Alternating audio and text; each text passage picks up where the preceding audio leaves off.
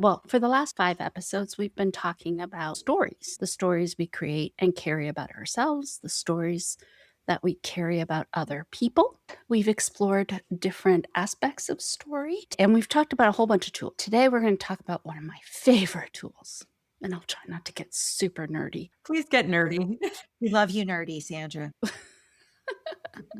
We're going to be talking about human design.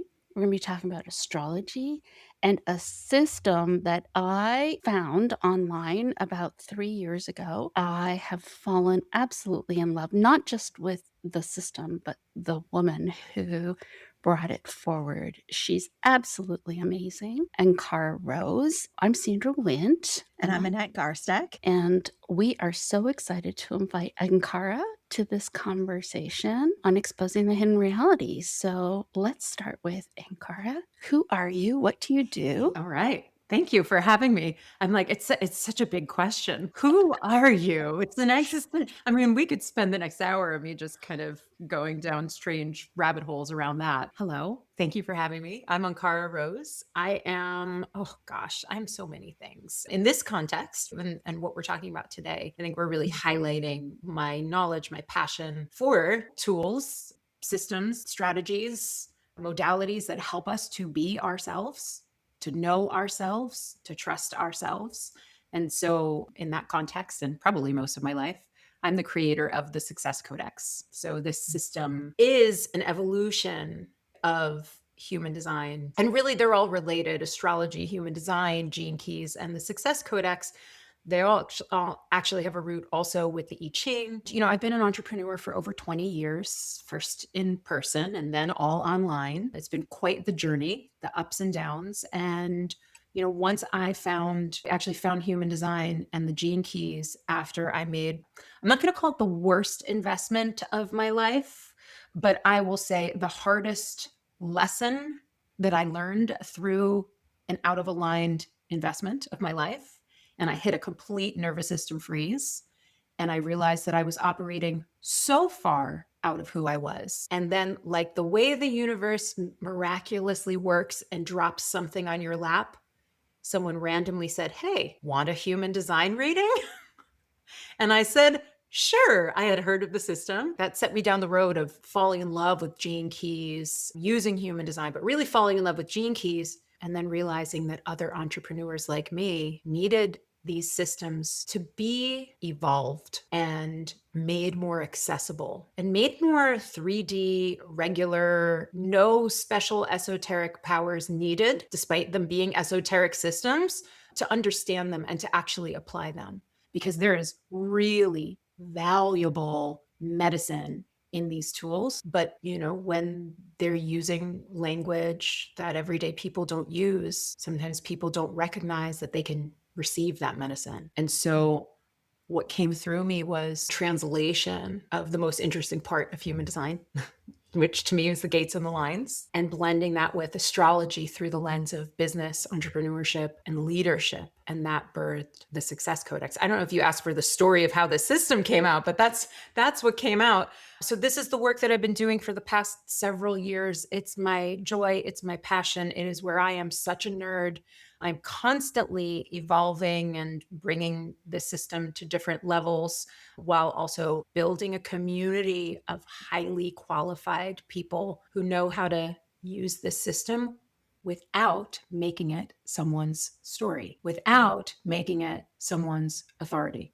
Because I believe that we're actually at a new point in evolution where if we can't help, if service providers, as coaches, as leaders, if we can't help people be themselves, we can't support that, then we're not really helping. So that's my big passion in terms of this work. Other work I do, I've been a musician pretty much my whole life. And so my husband and I have a band. We play locally. We're currently recording. We're recording another album. So we do that. I'm a mom of 2 teenagers. I have an orange tabby who typically will join me on my lap during all calls, but I locked him out today. So we'll see if he starts scratching. I might let him in. Is there anything else? Yeah. And then just one other piece is that, you know, I've been a healer for many, many years as well, like different energy modalities. And the work that's been the most powerful for me in terms of my transformation, right? So it's like one thing, you learn your human design, you learn your astrology, you see your success codex, and you can understand these pieces. But how do we actually get out of our own way enough to start living them, like enough to just experiment and see, okay, well, I learned this about myself. Is it true? Does it even fit me? Most of us, at least nerds like me, we love to learn. We want to learn everything we can about ourselves, but the learning doesn't actually create the change. It's like readiness. We're building knowledge. We need to apply it. The learning is necessary. So subconscious rewiring and nervous system regulation and somatic tools have been my best friend on this journey. The most supportive tools and modalities that I have that fit really beautifully actually with the self-knowledge of Success Codex. So that's the other piece that I weave in. That was long. So let me know what you think. I love you. Sorry, I'll wait till you finish drinking next Mutual. time I So say that. Yeah, I think what you hit on, right at the very end is something I know and I see often. People attend a training class and they come back really excited, and then it gets really hard because it's not so easy to apply what you've learned. And you think the learning is the transformation, and it is so not. right. It's the awareness, right? The learning is the awareness. And then you have to decide what transformation you want from that learning and then how to apply it. Yeah. Yeah. And in the Success Codex system, we talk about it in 3 levels. So there's information, right? And I'm gathering information, right? Something sparked my interest. I want to learn it. Step 2 or level 2 is application. Well, now this is where, rubber meets the road. This is where I'm testing and trying. And then the 3rd level is integration, right? I've refined, I've decided and found out from real life experience what works and what doesn't work. And now from that space, I'm living differently. I'm being differently, like without conscious effort. We do hit a point where the conscious work we do on ourselves crests over into this is just who I am now. And that takes time. It just does. And I liked what you said. We often fight it too. Yeah. Yeah.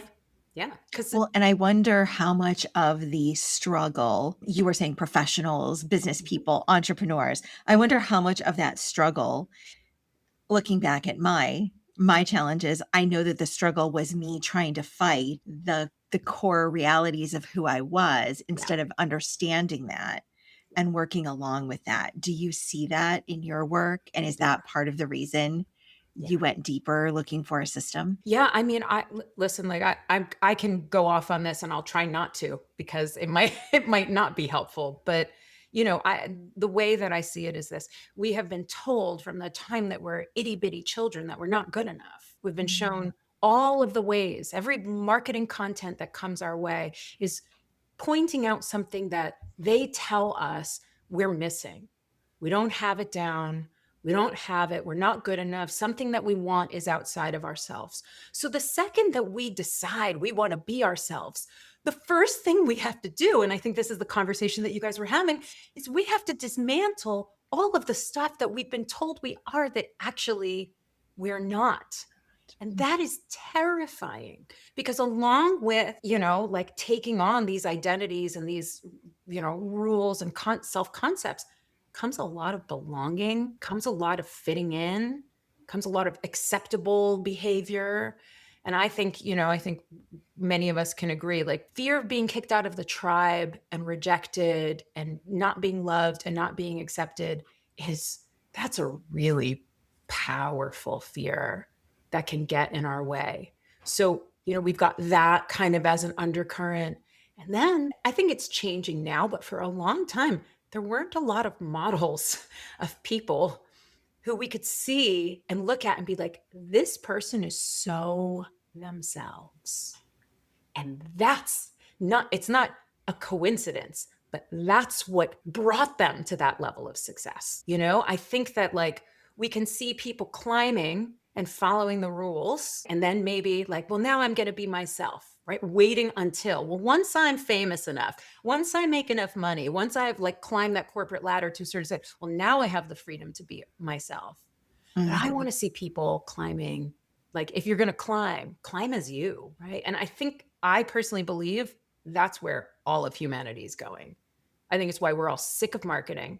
I think a lot of us are sick of optimizing ourselves, right? This idea that like I have to make myself better by doing something, by healing something, but I love healing. I love doing, I love learning, but like I really actually just love being myself. And it's a courageous act. Yes, Yeah. yes, yeah. When I had my daughter, I went through well, after I had my daughter, I went through a real, what I would call existential moment, and it was because I realized I had struggled so long to have children, and I wasn't spending time with them. And I don't mean I wasn't spending time with them in the sense that they needed to become everything. It was that we were just spending so much time rushing from one place to another. I thought, well, wait a minute. That's what culminated in me actually stepping away from my full time career. But before that, there were 3 years of bargaining, anger,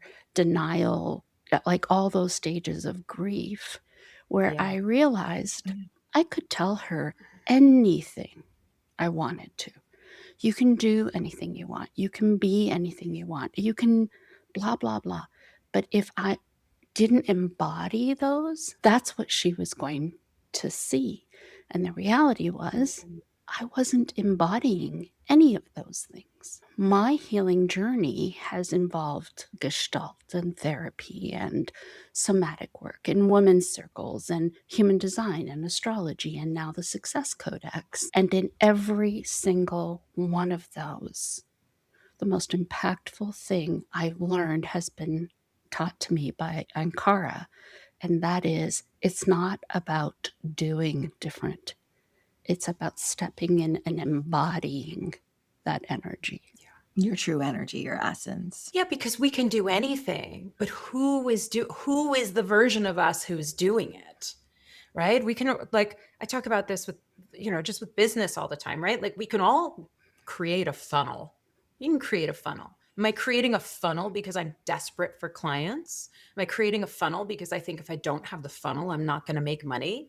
Am I creating the funnel because I have a deep desire to serve people? And this feels like a really exciting, aligned way to invite them into my world. And it's the same thing as climbing. Like hearing you share that really, one, I just want to acknowledge the leadership within you, right? To actually feel and then to follow, to say yes to it is my sacred responsibility to say yes to living the way and modeling the being that I want my daughter to have the same opportunities to be. I want to teach her through who I am, not what I say, not what I do. And I think it's the perfect metaphor for, to me, the highest forms of leadership are that. And I think we've been pretty scarred by a lot of leaders saying, do as I say, not as I do. I mean, we see it all the time. There's.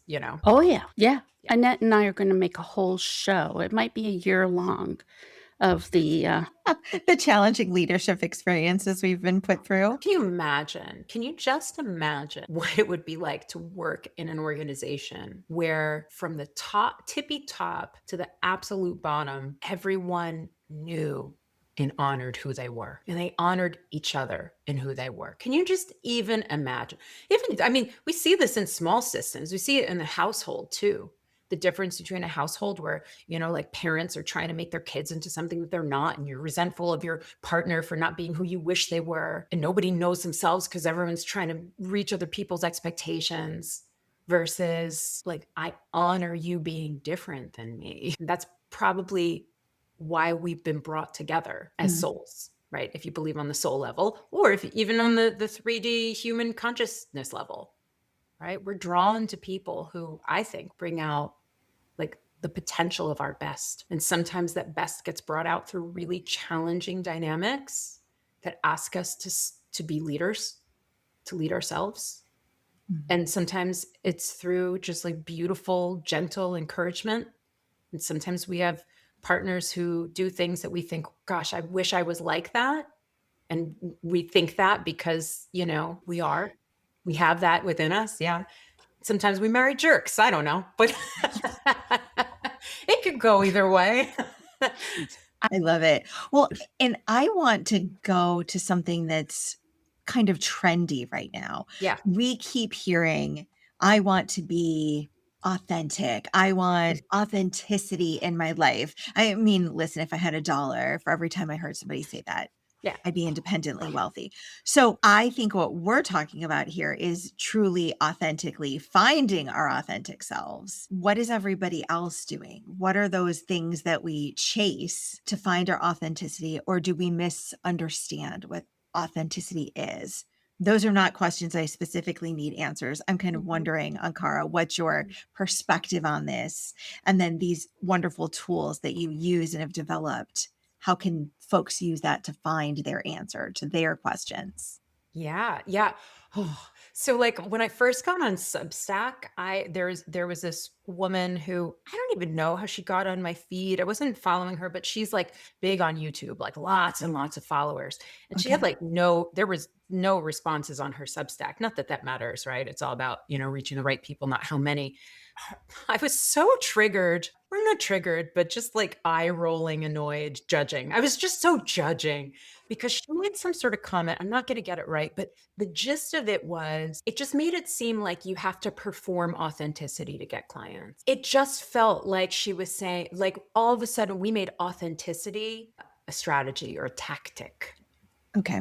And I really disliked that. I overtly disliked it because to me, I mean, I guess however you get there, if you can get there, but to me, just I felt like it encouraged this performative, authentic, like, oh, I'm really being myself versus the full permission to really be yourself.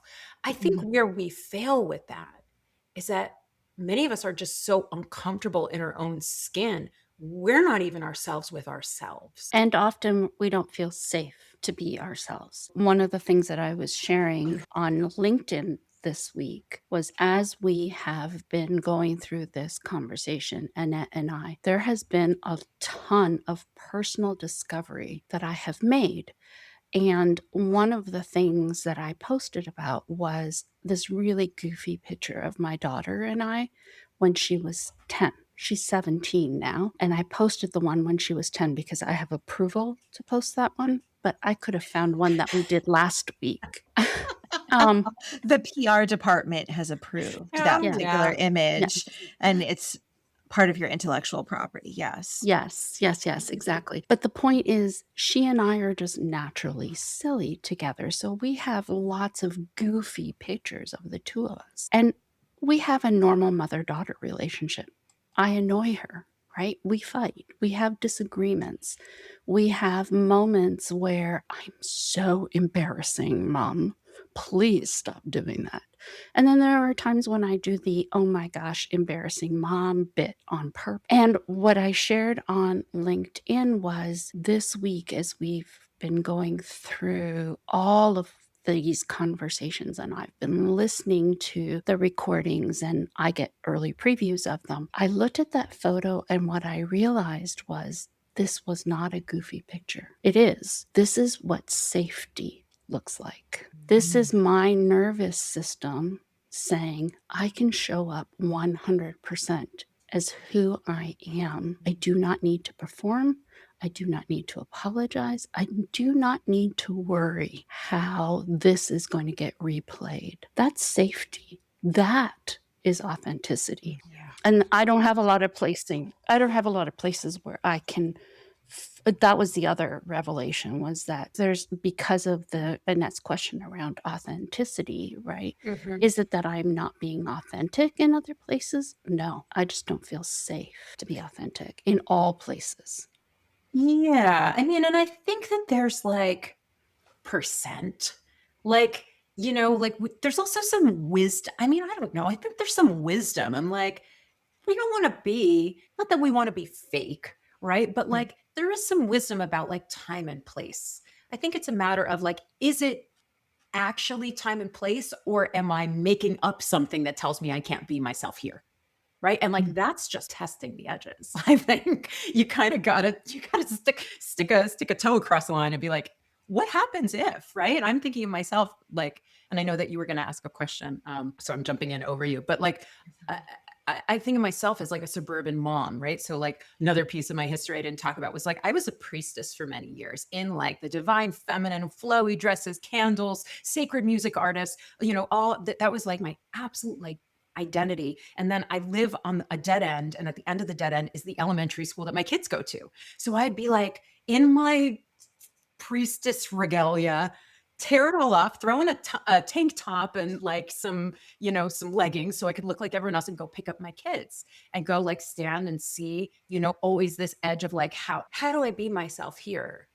Right. And then one day I was really late and I was wearing my like priestess flowy dress and I just ran down the street to get my kids. And you know what happened? Nothing. It didn't, I'm going to curse, it didn't fucking matter, right? Like I made up that I can't be this version of myself there. But I made that up. Who cares, right? Like be who you are. Had I never done that, these two parts of my lives would have been really separate. These two parts of my one life. I only have one life. Two parts of my life would have been separate. And so I think that, whether it's because you're running late or whatever, there is an element of like supporting our nervous system when we don't feel safe. I think you're right, Sandra. I think like when we don't feel safe, what do we do when we feel safe? That's when we need the support. We need either tools that we give ourselves. We need great friends who can, we can go arm in arm across that line together, or someone across the line being like, come on, you can do it, right? But safety is a really big thing. It is a big thing. I am wondering from this conversation, like what's coming up is like, are we ever actually not authentic? Like on an existential level, am I ever really not myself? I don't know. Just a thought. I think there's all different kinds of versions of ourself, right? Like maybe your high priestess regalia self, right? Maybe you felt some sort of way about it. Perhaps you thought, oh, this is going to be too much for the other soccer moms, or you don't want the teachers to see you like that. I could see those thoughts, those stories playing in our minds. So were you safe there? Like Sandra would probably ask you. You were, ultimately you found out you were safe there. But in your mind, you didn't know, so you didn't test. Right. And I think this is the limitations that a lot of super high performing career women put on themselves. Yeah. And it's that same story. If I go into work as my full authentic XYZ self, whatever that XYZ is for you or me or them, I won't be safe. I won't be accepted. I won't be heard. I won't be listened to. So we don't put our true self on display. So maybe it's a little bit about shrinking, or we don't volunteer in the meeting. We don't speak up. And that is a preservation limitation, I think. Yeah. That we put on ourselves to truly find safety at this weird place that we have to go through Monday through Friday for 9 hours. I get it. And then you did a little bit of testing, or maybe the universe helped you test, right? You're running late. You just have to go how you're dressed out to the end of the street. Yeah. And you did it, and you figured out this is okay. And that's what happens in our professional lives. We get to that point where we're like, I have to do something different. What is that? Or maybe I just have to step out because I'm running late, and this is the real me, and you have to deal with it. And this is what it is. I mean, a few things coming up I'm curious about. Like one is, what are some of the qualities like and pieces of, I'm going to talk about women, that you see women holding themselves back. What is the part of themselves that they think that they're not safe to show? Like, is it the qualities that are more feminine, right? Like the sensitivity, the listening, the gentleness, or is it qualities that are actually the opposite? Like they're holding back their loudness, their fullness. I'm curious if you've seen trends or if it's across the board. Can I jump in here for a moment? Please. Okay, I shared your Success Codex with Ankara for your corrected time. Oh, my corrected time. And I just want to say that one of Annette's feedbacks, I'm going to out her, was Mhm. she was too intuitive. It's all over Right. your chart. Did you show her? Yes. It's all Yes. over your Well, chart. once, so Sandra and I have been going around and around and around with my human design. Yeah. I don't know how long, Sandra, maybe like 3.5 years now. Yeah. And I'm like, yeah, Sandra, pieces this, pieces that. And I could go into the story. I think we talked about it in one of the previous episodes, but my mom said I was born at one time. My birth certificate says another time. My Mm. grandmother kept this giant book of like family facts.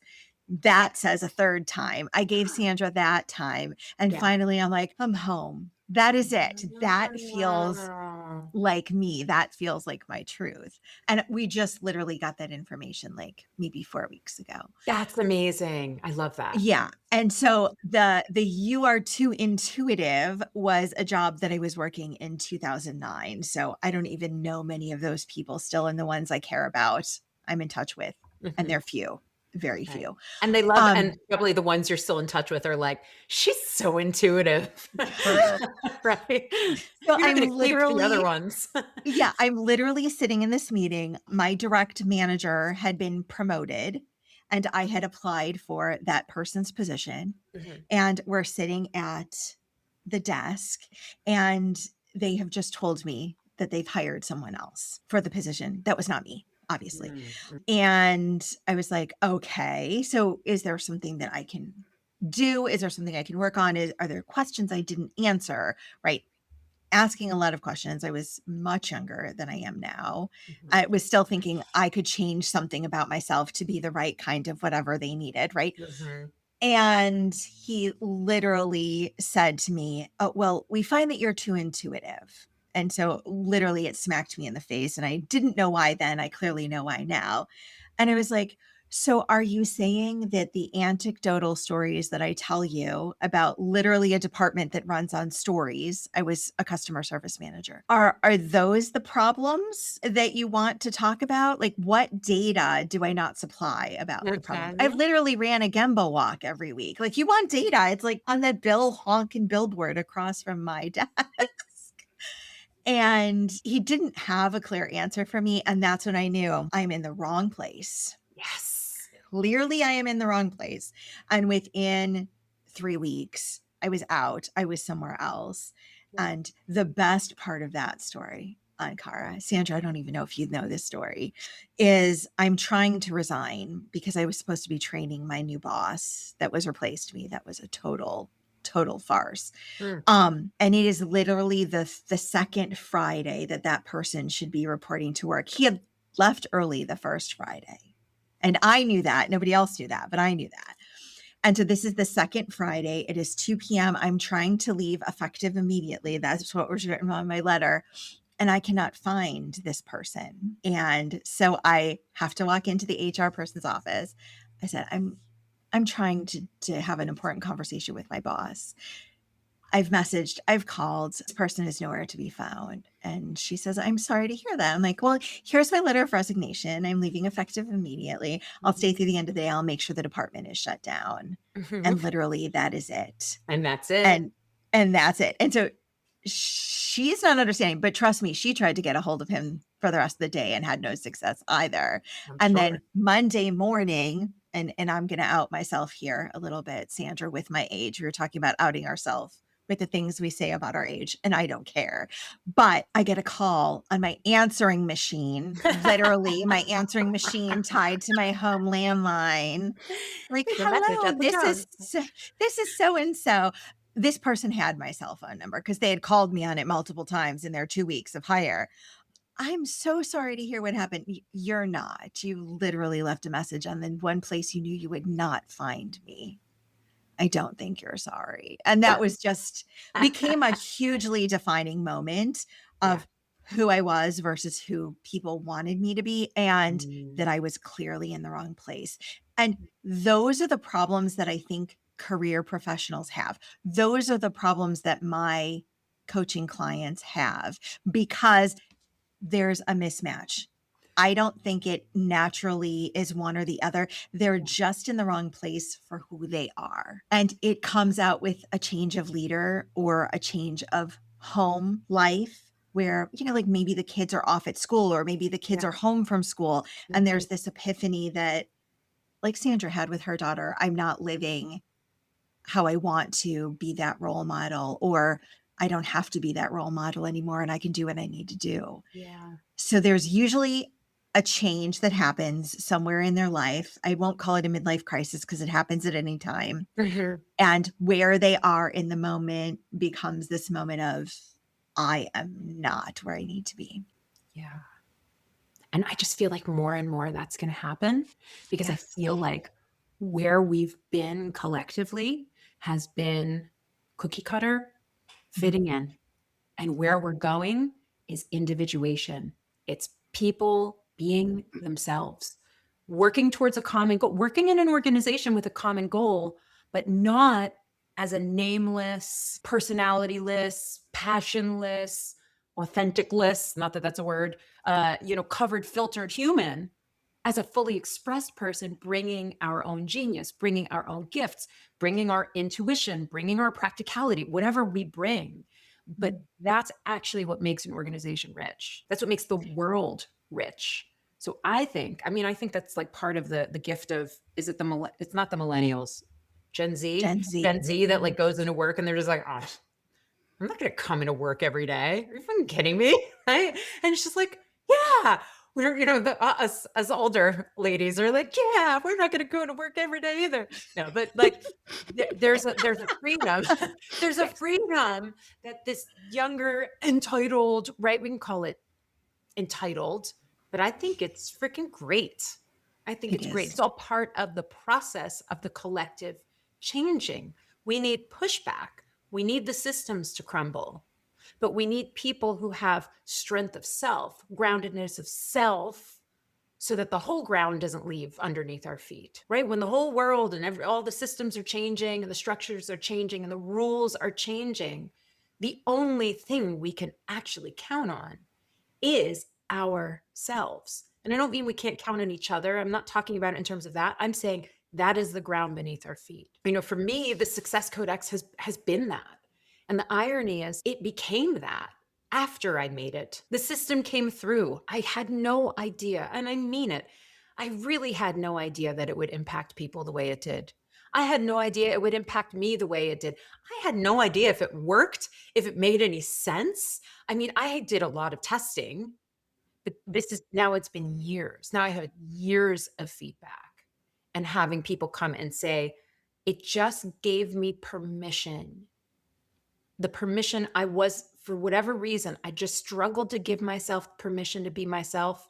And looking at that and seeing who I am as gifts and not problems, that all of a sudden I started to say, this is a gift. I am going to lean into it. And I do feel safe enough within myself to try.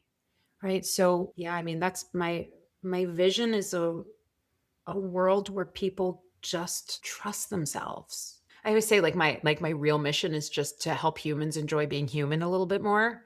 Like it's so basic, but I don't know how we can do that if we're living other people's stories and living in conditioning and, chasing other people's dreams.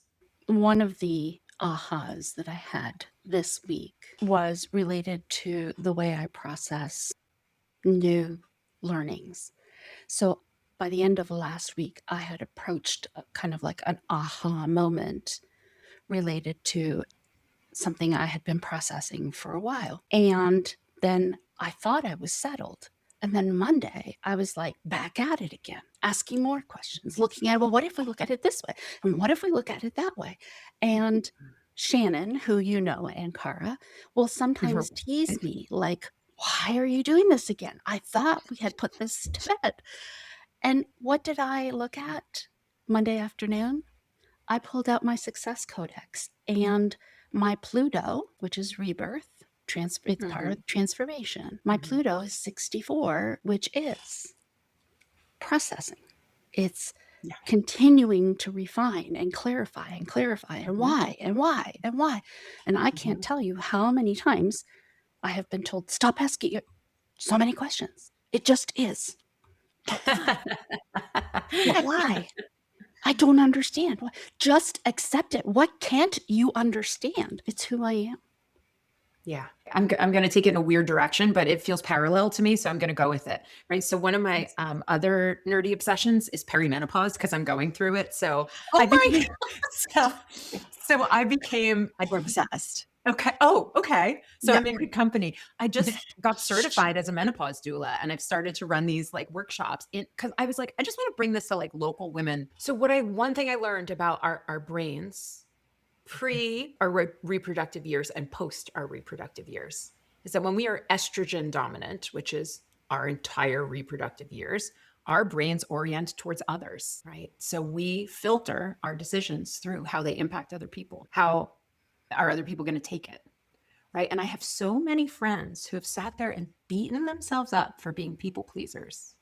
And then they hit perimenopause and then they beat themselves up even more for being people pleasers. And I'm like, your brain was literally wired to be a people pleaser.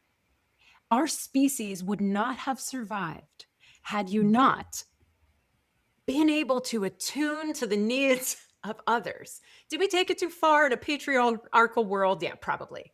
Right. But the point is, we can't beat ourselves up for our nature.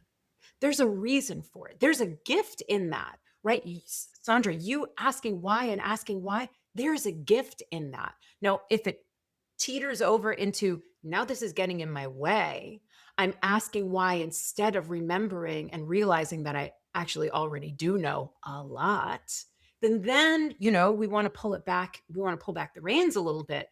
But in general, our nature is our nature. I recently calculated how common it is for people to have the same exact success codex. And I can't say I can't speak the number because it's too big. It's 384 to the 12th power. Type that in your calculator and you won't even get an answer because it's too big. We are so unique. Why are we trying to be like other people? Like way smaller chance than the number of humans there are on the planet because it's not just the birth and time, it's the exact location. And minutes change it too, right? So it is so rare. It's so, so rare. Why are we trying to be like someone else? We just lean into this is mine. Thank you, God, goddess, universe, whatever you believe in.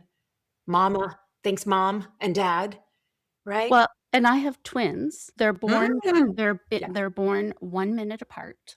Mm. So, Mhm. location, right? Mhm. Birthday, Mhm. time, Mhm. they are pretty much identical. They're astrologically, there's Mhm. only, a couple of minutes or of degree Yes. for a couple of signs, but Yes. really for the big stuff, same. And Mhm. they could not be two different people in the Yeah. whole world. Yeah. In fact, my husband will often say, "How can they be so different when they were like they're," and I'm like, "Because they're two individuals." And so I've Yes. spent a lot of time trying to figure out how can they have the very same astrological information, the same natal chart. I think we've talked about this in this series around story.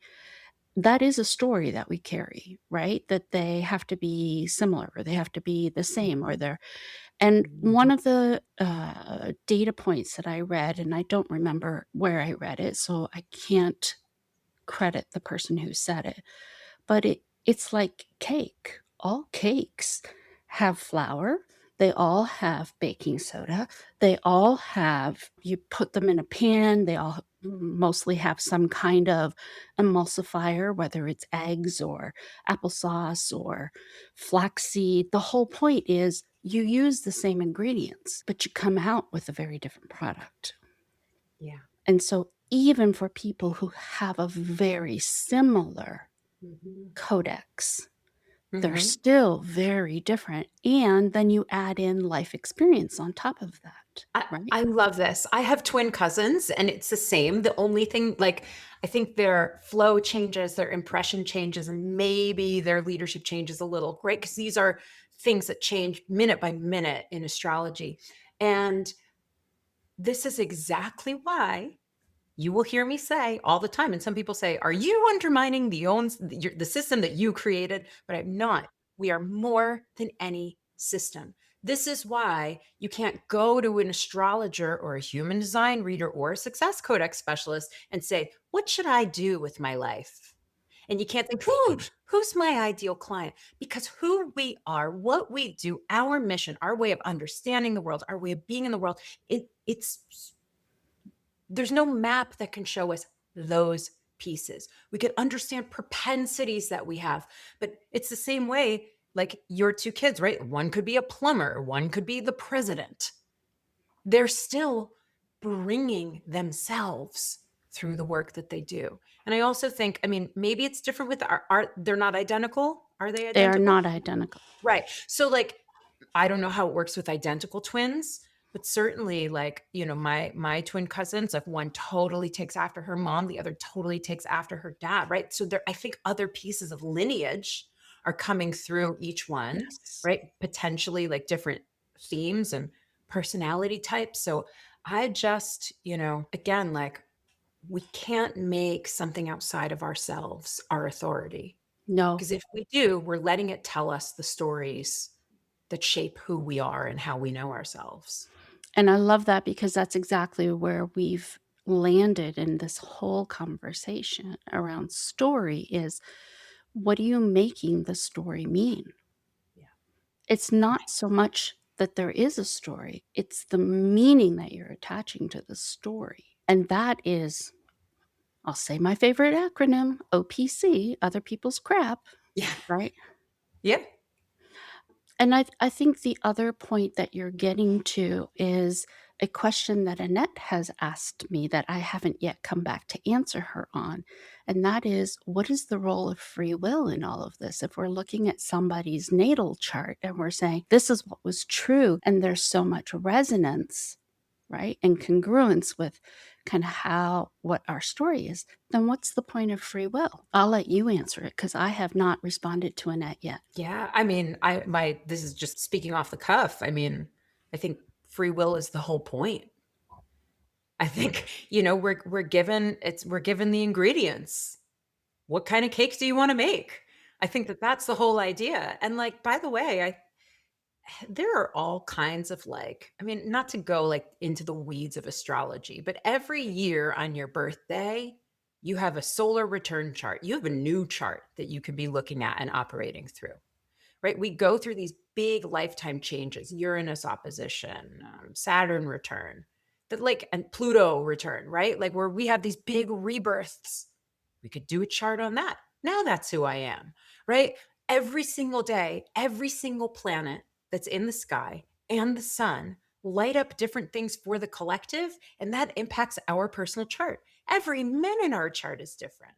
So I always say, like for people who have like your story of like, I had a different birth time, whatever time you had, did whatever it did, like it served whatever purpose it was, right? Even if the purpose was, that's not quite right. That told you something about yourself. It's why when someone looks at their success codex and they say, I don't know if I like that word. I don't think I would describe myself with that word. I say, fantastic.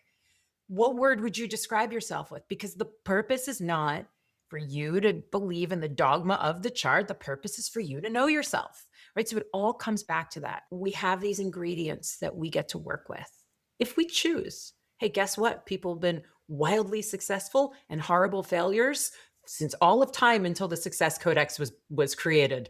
We can survive without it. I know that maybe I'm like shooting off my own foot as it's my own system, but I just want to be honest about it. That's why I can say, and I know, and I love human design too. I have used it incorrectly and I've seen hundreds, I don't know, thousands of people use it incorrectly. Use it as a new set of rules that now I'm stuck operating in. Oh, I'm a projector. I can't do it. I have to wait. Right? Oh, I have to listen to my sacred. All these have tos. That's not what the system was made for, right? So I can say truly, at least if you're using the system the way that I've been training people to use it, right? If you go to a certified, trained, vetted Success Codex specialist, you're going to have someone who's genuinely empowering you. and not encouraging you to create a new set of rules out of this. It's not, again, it's like it's a springboard. Our free will can dance free because we've got this beautiful springboard for it to like jump, leap off of. One of the things that we did talk about often, I'm going to try not to editorialize here. Often we will approach somebody with a problem and they will say, you need to do X or you need to be more this. And one of the stories that we talked about was we tend to say women are bossy or little girls can be bossy, right? And Mm, so Annette was saying, I've embraced that. So, Sandra, if you came to me with this problem, I would tell you to put your bossy pants on and get back in there and fix that problem. And I said, well, and that's part of the problem because for me, I never incorporated the it's a good thing to have bossy pants. mm, For me, being told that I had bossy pants was really a triggering thing. And so if Annette were to tell me, go put your bossy pants on and go back in there and do this, I would be engaging in energy that is not in alignment and mm, would not serve me. mhm. And I think that's part of the challenge that you speak to when you say, when we look for external validation. Yeah.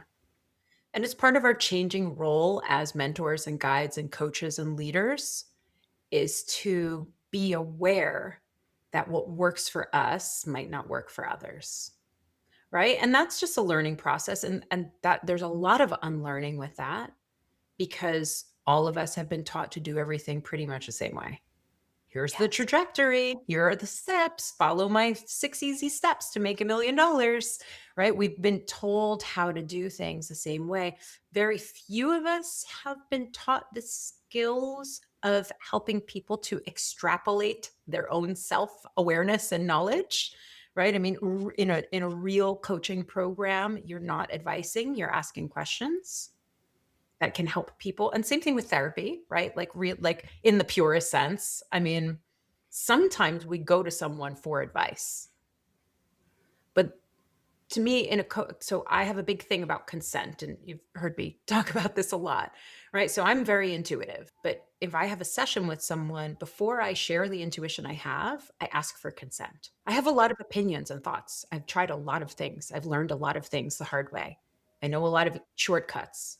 But before I tell someone, I'm going to ask them consent. And to me, that's enough where you still get to have your opinions and you still get to be your own bossy pants, right? Like you still get to wear your own bossy pants without making yourself someone else's authority. Now, if the person coming to you is really in their sovereignty, they're really in their personal power, then they can take your direction, your advice, solicited or unsolicited, consent or without consent, and they can take it as information that they can then be discerning with. But when we have clients, right, and this is up to us as the leaders to know, are my clients or my team, if we're talking an organization, is this someone who can take what I'm saying and use discernment with it? Or am I encouraging them to just do what I say? We're done with do what I say leading. I just think we're done with it. I mean, not that it's this tricky edge because you'd be really correct. Your opinions and what you think someone should do can be absolutely correct. But are they safe? Do they feel safe enough to do it? Are they ready to do it? I don't know. Right. So I think that, this whole conversation has been really, really beautiful and such a great reminder for me, right? Just to be talking about this, again, I'll call it like a sacred responsibility that we have to be aware of the impact that we make, not hold ourselves, right? This is not an invitation. It's like, oh, I'm bossy. I better not be my authentic self because someone can just ask for consent. Just in the beginning of the relationship, say, hey, I like to give a lot. I have a lot of opinions and I might give advice and you don't have to take it. If I give you advice and you don't like it, let's talk about that. full permission to push back, right? Like that's the kind of stuff that we can do that can make it safe for people and actually help them to build the muscle of being discerning in the face of authority, right? Which a lot of us, it's kind of scary. So yeah, thank you for this conversation. It's good. Thank you. Yes, thank you so much. So, how can our listeners get a hold of you, Ankara, if they'd like to connect with you further? Okay. Well, first of all, if you don't know your birth time at all, reach out to me because I have little tricks to kind of help you if we have like a window. But if you know your birth time, date, and location, I just tell everyone go to freesuccesscodex.com. So FREE success, and then codex is CODEX.com. Type in your birth info and make sure to click the red button and download the PDF, and you're going to get your own success codex. Like that's number one. You'll be added to my mailing list from there. I'm not a big newsletter person. Most of where I'm hanging out now is on Substack.